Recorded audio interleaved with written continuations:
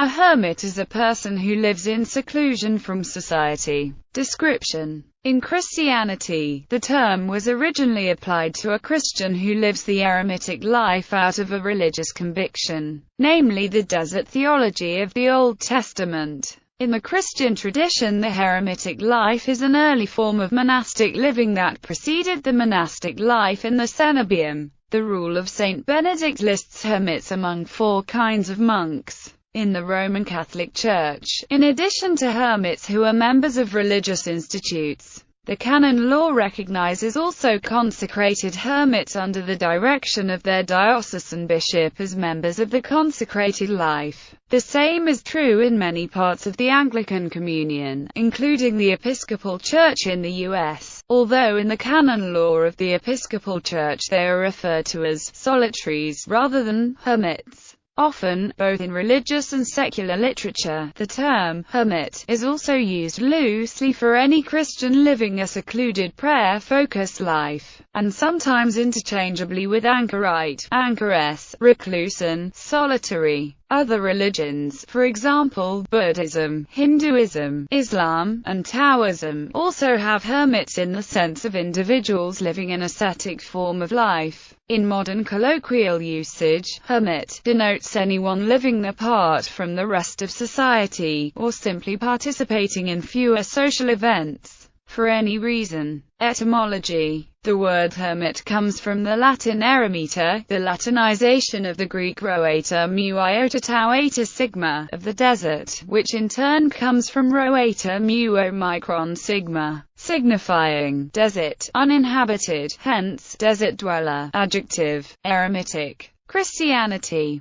because the life of the Christian hermit, both in ancient and in modern times, is rooted in the desert theology of the Old Testament. It is a life entirely given to the praise of God and the love and, through the hermit's penance and prayers, also the service of all humanity. The latter is crucial to the correct understanding of the eremitic vocation, since both Jewish and Christian tradition holds that God created man relational, which means that solitude can never be the purpose of any Christian vocation but only a conducive environment for striving after a particular spiritual purpose that forms part of our common human vocation. History tradition: in the common Christian tradition, the first known Christian hermit in Egypt was Paul of Thebes, hence also called Saint Paul the First Hermit. His disciple Antony of Egypt, often referred to as Antony the Great, is perhaps the most renowned of all the very early Christian hermits, owing to the biography by his friend Athanasius of Alexandria. An antecedent for Egyptian eremiticism may have been the Syrian solitary or son of the covenant, who undertook special disciplines as a Christian. In the Middle Ages, some Carmelite hermits claim to trace their origin to Jewish hermits organized by Elijah.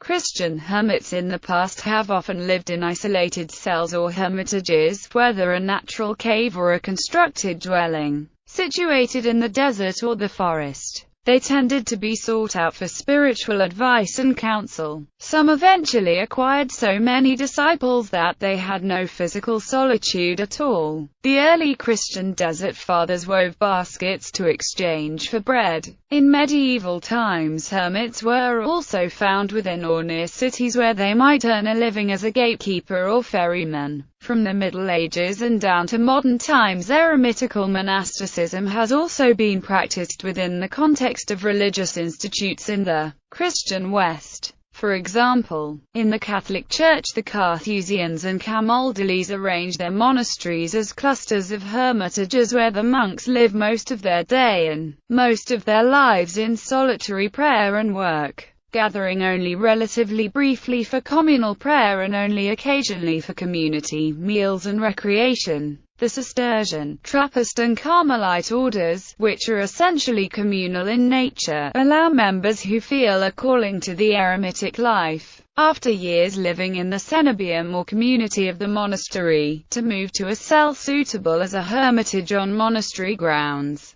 This applies to both their monks and the nuns. There have also been many hermits who chose that vocation as an alternative to other forms of monastic life. In the 11th century, the life of the hermit gained recognition as a legitimate independent pathway to salvation. Many hermits in that century and the next came to be regarded as saints. Anchorites and anchoresses. The term anchorite is often used as a synonym for hermit, not only in the earliest written sources but throughout the centuries. Yet the anchoritic life, while similar to the eremitic life, can also be distinct from it. Anchorites and anchoresses live the religious life in the solitude of an anchorhold, usually a small hut or cell, typically built against a church. The door of anchorage is tended to be bricked up in a special ceremony conducted by the local bishop after the anchorite had moved in. Medieval churches survive that have a tiny window built into the shed wall near the sanctuary to allow the anchorite to participate in the liturgy by listening to the service and to receive Holy Communion. Another window led out into the street or cemetery, enabling charitable neighbors to deliver food and other necessities.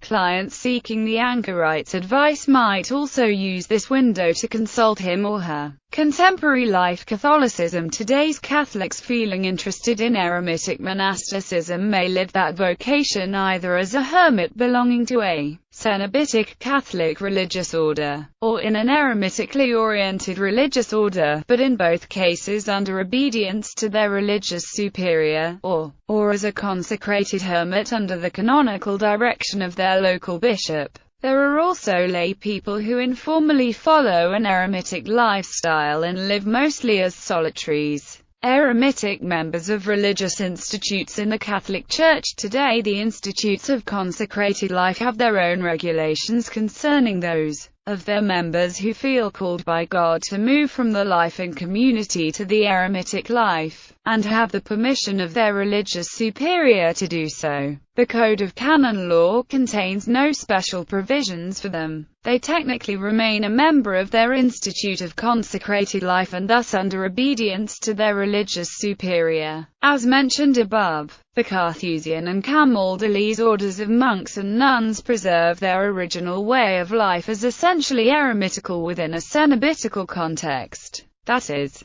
the monasteries of these orders are in fact clusters of individual hermitages where monks and nuns spend their days alone with relatively short periods of prayer in common daily and weekly. Also, as mentioned above, other orders which are essentially cenobitical, most notably the Trappists, maintain a tradition that allows individual monks or nuns, when they have reached a certain level of maturity within the community, to pursue the life of the hermit on monastery grounds under the supervision of the abbot or abbess. Thomas Merton was among those Trappists who undertook this way of life. Diocesan hermits. The earliest form of Christian eremitic or anchoritic living preceded that as a member of a religious institute.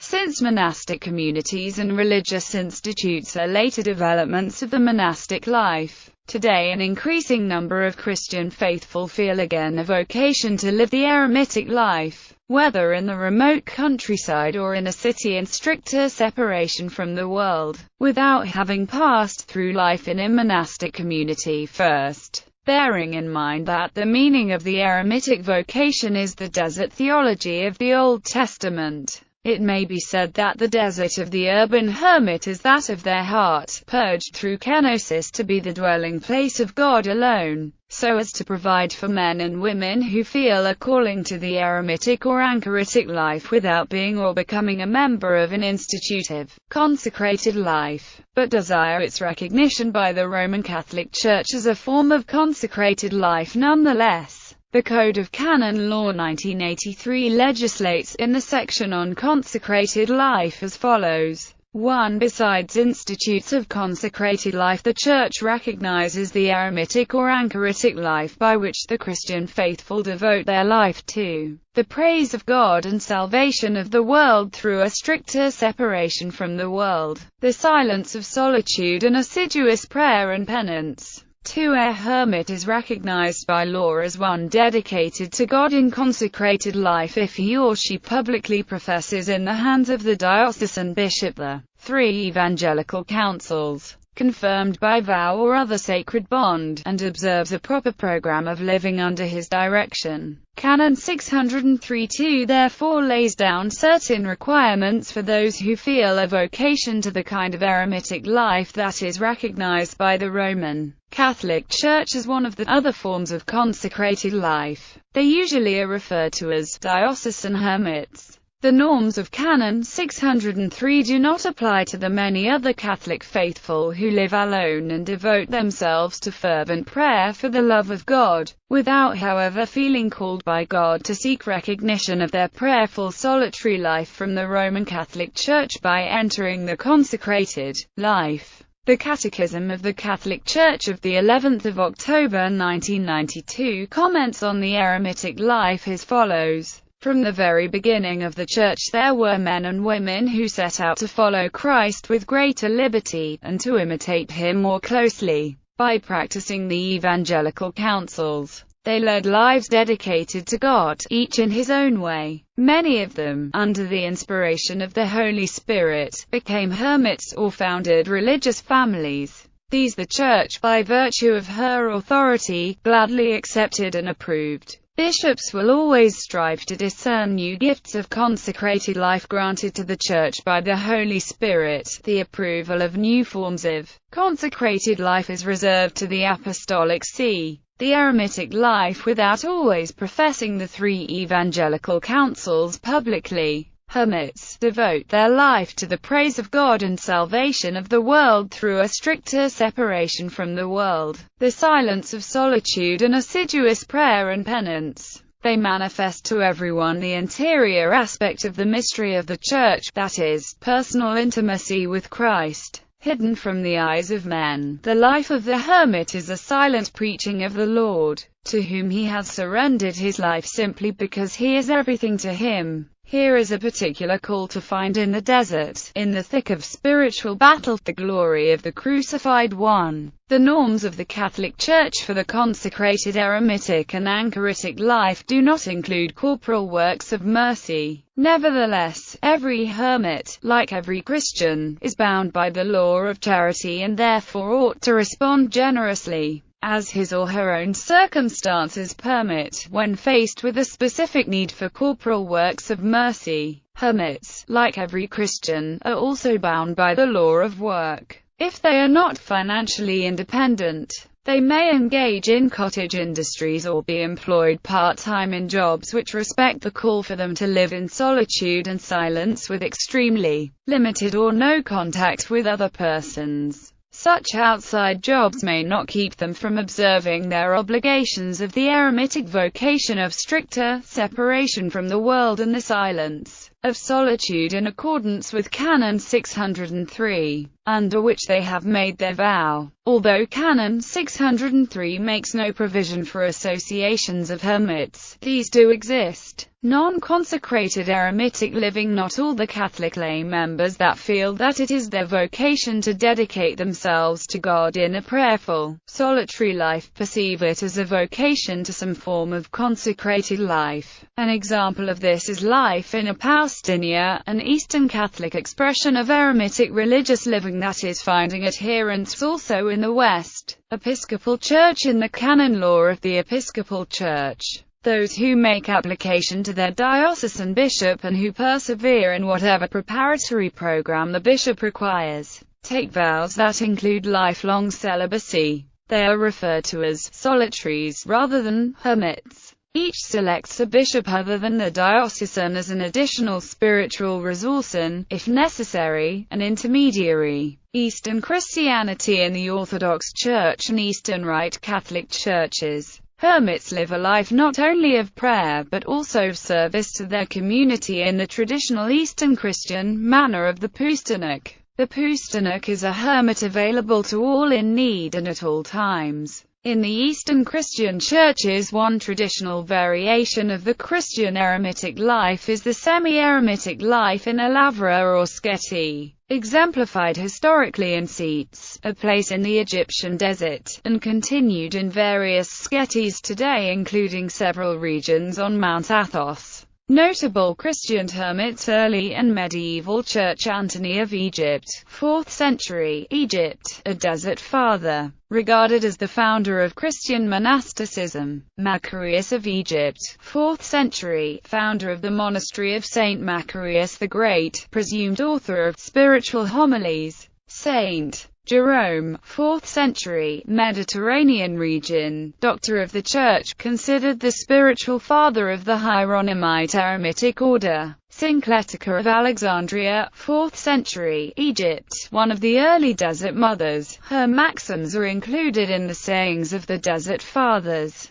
Gregory the Illuminator, 4th century, brought the Christian faith to Armenia. Mary of Egypt, 4th, 5th century, Egypt and Transjordan, penitent. Simeon Stylites, 4th, 5th century, Syria, pillar hermit, pillar saint. Sarah of the Desert, 5th century, Egypt, one of the Desert Mothers. Her maxims are recorded in the sayings of the Desert Fathers. Saint Benedict of Nursia, 6th century, Italy, author of the so-called Rule of Saint Benedict, regarded as the founder of Western monasticism. Kevin of Glendalough, 6th century, Ireland. Saint Gall, 7th century, Switzerland, namesake of the city and canton of Saint Gallen. Saint Romuald, 10th, 11th century, Italy, founder of the Camaldolese order. Guthred Thorbjarnardottir, 10th, 11th century, Iceland. Saint Bruno of Cologne, 11th century, France, the founder of the Carthusian order. Peter the Hermit, 11th century, France, leader of the People's Crusade. Blessed Eusebius of Esztergom, 13th century, Hungary, the founder of the Order of St. Paul the First Hermit. B.L. Gonçalo de Amarante, 13th century, Portugal, Dominican friar. Richard Roald de Hampole, 13th century, England, religious writer. Julian of Norwich, 15th century, England, anchoress. Saint Juan Diego, 1474–1548, Mexico, visionary of the apparition of Our Lady of Guadalupe. Modern times Roman Catholic Church. Well-known hermit members of religious orders. Maria Boulding, Benedictine nun. Spiritual writer Thomas Merton, 20th century, Cistercian monk. Spiritual writer. Diocesan hermits according to Canon 603. Senior Scholastica Egan, writer on the eremitic vocation. Senior Laurel M. O'Neill, Urdio, spiritual director, writer on eremitical life. Colonies, Sketes, Lavras of Diocesan Hermits. Hermits of Bethlehem, Chester, N.J. Christian, faithful, living an eremitic form of life without belonging to institutes or being a diocesan hermit. Jean Labeur, 17th, 18th century, Canadian Catholic recluse. Inspired the founding of the order of female religious, the Recluse Sisters, Les Recluses Missionnaires. Sister Wendy Beckett, formerly of the Sisters of Notre Dame de Namur, since 1970 also a consecrated virgin, lives in monastic solitude. Art historian Catherine de Hueck Doherty, Houstonic, foundress of the Madonna House. Apostate Charles de Foucault, 19th, 20th century, formerly Trappist monk, inspired the founding of the Little Brothers of Jesus. Jan Tyranowski, spiritual mentor to the young Karol Wojtyla, who would eventually become Pope John Paul II. Orthodox Church. Sergius of Radones, 14th century. Herman of Alaska, 18th century. Seraphim of Sarov, 18th, 19th century. Protestant Church. Order of Watchers, a contemporary French Protestant eremitic fraternity. Other religions.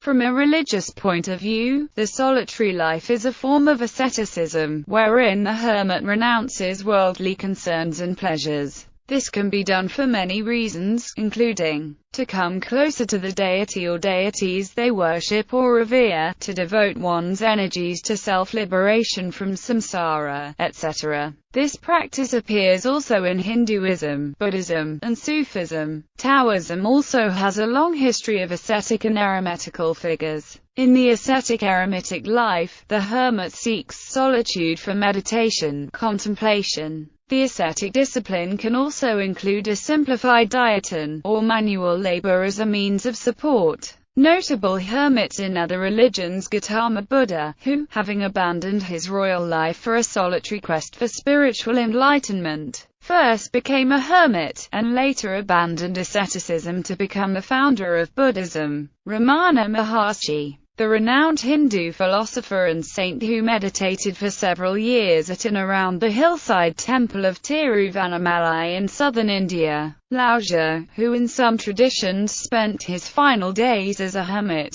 Yukandi, religious figure in Burma. Yoshida Kenko, Japanese author. Zhang Daoling, founder of Tianshi Dao. Hsu Yun, Chan, Buddhist monk in China. Hans Han, Buddhist, Taoist hermit and poet. Ling Bu, a Song dynasty poet who spent much of his later life in solitude, while admiring plum blossoms, on a cottage by West Lake in Hangzhou. The Baal Shem Tov, founder of Hasidism, lived for many years as a hermit in the Carpathian Mountains. Rabbi Nachman of Bratslav, the Baal Shem Tov's great-grandson, also spent much time in seclusion and instructed his disciples to set aside at least 1 hour a day for secluded contemplation and prayer. Some followers of Rabbi Nachman devoted themselves to seclusion, such as Rabbi Shmuel of Dashev, and 2 generations later, Rabbi Abraham Chazan. Rabbi Yosef Yozel Horowitz, known as the Altar of Novardok, succeeded his master Rabbi Yisrael Salanta in disseminating the Pietistic teachings of the Lithuanian Musar movement. He too spent much time in seclusion, included 1 year during which he confined himself to a sealed room, attended by a few devoted followers.